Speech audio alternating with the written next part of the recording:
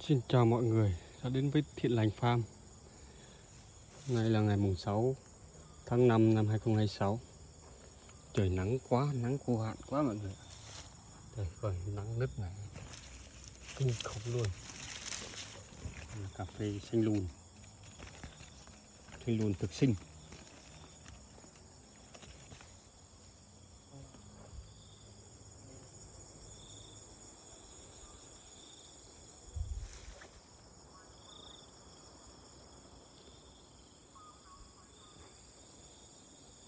Trồng thuận tự nhiên, không biết bao giờ mới có mưa.